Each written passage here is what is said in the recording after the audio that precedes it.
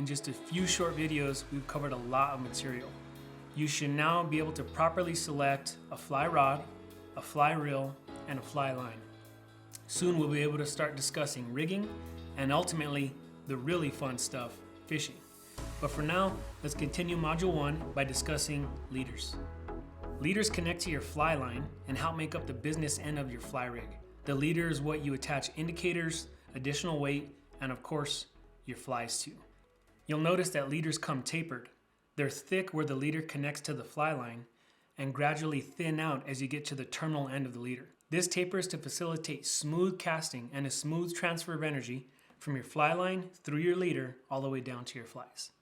Trout leaders come in a variety of sizes, from 0x up to as small as 7x. With leaders, the smaller the number, the larger its terminal diameter. So a 0x leader, which equates to about 15-pound test, is larger than a 3x leader, which equates to about 8-pound test, depending on the manufacturer. The size you select is determined by the type of fishing you're doing and the size of flies you're going to be throwing. For example, if you're fishing large streamers, you'll want to fish a 0x leader.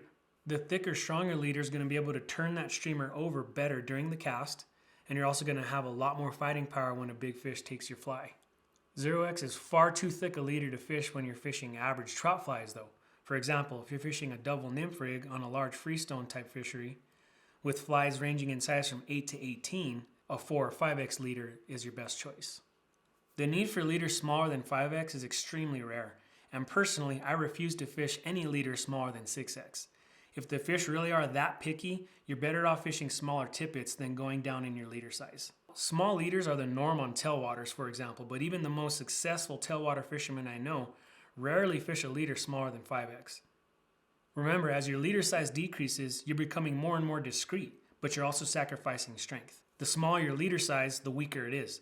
So you want to fish as strong and as large a leader as the trout allowed.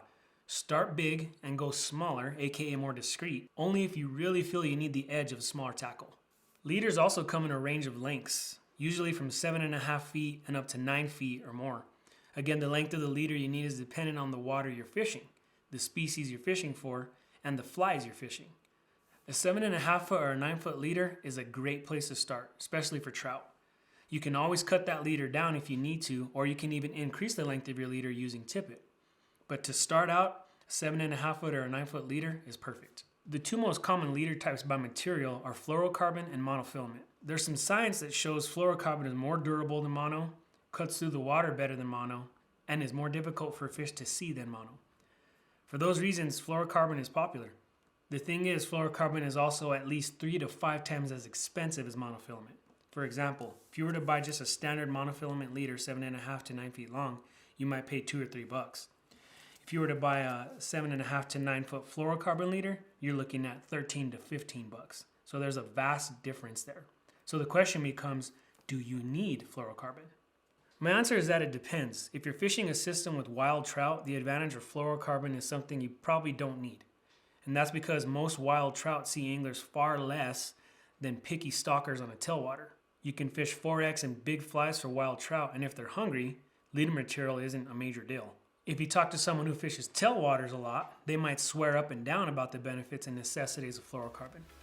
I won't deny that I've seen some benefits using fluorocarbon when I'm fishing for selective trout, but my suggestion for you is that you do your own tests on your local waters. Find out what works best for you. At the end of the day, fluorocarbon is extremely expensive, and personally, I refuse to use it unless I really feel like I need to.